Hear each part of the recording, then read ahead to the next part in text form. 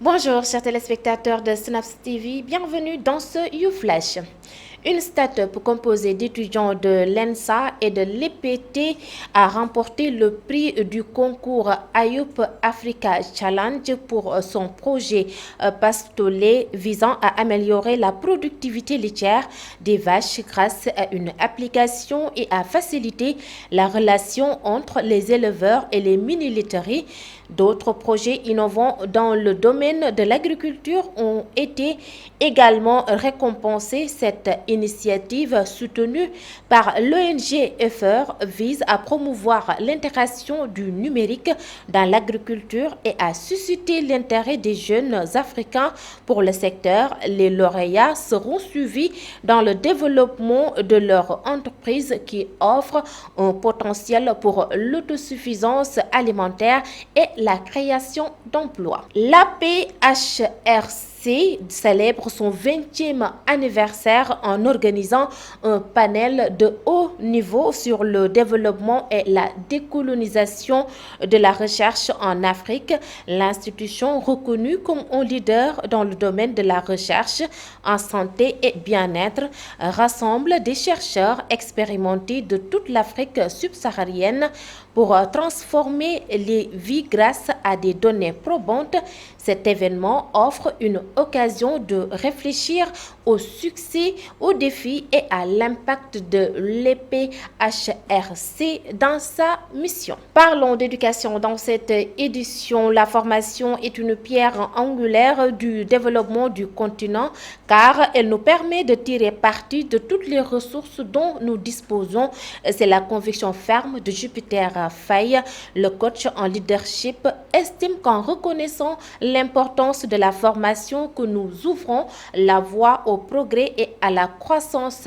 Jupiter Faye, le voici. Le savoir n'a pas de limite et pour avoir ce savoir-là, il faut passer par l'école de la rue, l'école classique, voilà, il faut se former, il faut continuer à se former. Il n'y a pas d'âge pour apprendre en fait. Et le secret aujourd'hui, c'est que nous avons tout sur ce continent, je le dis. En termes de formation, nous avons des intellectuels qui bougent beaucoup, qui sont appelés un peu partout et qui sont également sur ce continent-là, qui donnent pas mal de formations, parfois gratuitement. Et donc pour moi, la formation est une clé évidemment pour tendre vers ce succès-là, pour développer le continent africain. Le retour aux sources, à nos valeurs également. Il faut qu'on sache qui on est. Aujourd'hui, vous pouvez demander à un jeune Africain, parle-moi de toi, c'est tout un problème pour lui. Il ne sait pas qui il est. Parce que tout ce que nous définissons sur ce continent-là, ça a été défini depuis la colonisation. Vous dites à un enfant d'avoir confiance en lui, mais c'est quoi la confiance? La confiance commence par l'estime. C'est quoi l'estime? L'estime, c'est des valeurs. C'est quoi les valeurs? Il ne connaît pas. Parce que nos valeurs sont définies toujours à partir de l'Occident. Plus tu es clair, tu es proche du blanc, plus tu as confiance en toi. Plus tu as beaucoup de mèches sur ta tête, tu ressembles aux hindous, tu as confiance en toi. Tu es une femme de teint noir, tu perds estime parce que tu t'éloignes de l'Europe. Tout est défini à partir de l'Europe. Il faut qu'on revienne à nos sources, savoir qui nous sommes, d'où nous venons, quel est notre village, quelle est notre histoire. C'est comme ça qu'on peut aller plus loin. Coach Jupiter Faye était au micro de Djibissar Johnny. Le chiffre d'affaires des services d'hébergement et de restauration a connu une forte augmentation au premier trimestre 2023 par rapport à l'année précédente selon l'Agence nationale de la statistique et de la démographie. Les services de restauration ont enregistré une hausse de 50,6%, tandis que les services d'hébergement ont connu une croissance de 29,1%.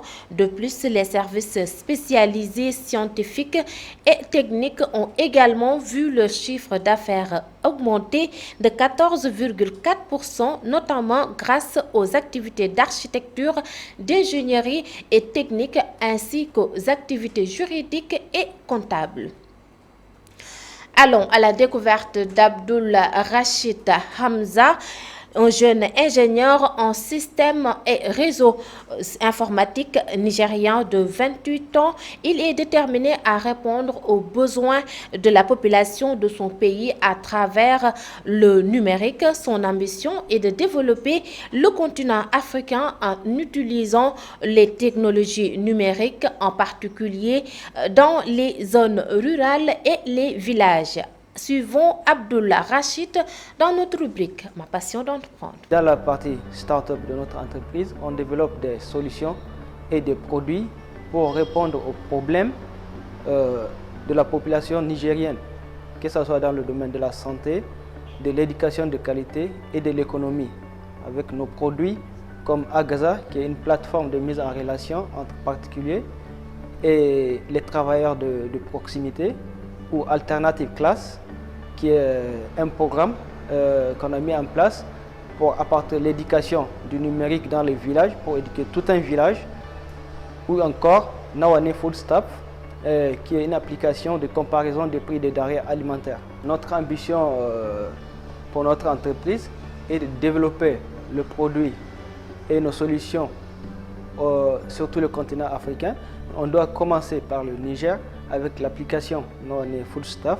On aimerait, dans les 3 ans à venir, s'étendre sur toute l'étendue du territoire national, que chaque foyer utilise notre application Nawane Food Stamp pour comparer les prix des denrées alimentaires et pouvoir faire des économies pour le foyer. Et nous quittons le Sénégal. Direction République démocratique du Congo, la RDC dispose d'un potentiel d'hydroélectrique énorme, mais son taux d'électrification est l'un des plus bas en Afrique. Malgré ses ressources, le pays est confronté à des défis majeurs tels qu'une capacité installée insuffisante et l'absence d'un réseau de distribution intégré. Les partenariats publics-privés sont en cours, mais des obstacles entravent encore l'amélioration de l'accès à l'électricité dans le pays. Les pays du Maghreb, Rabat, Tunis et Alger se tournent vers l'hydrogène vert dans le cadre de partenariats stratégiques.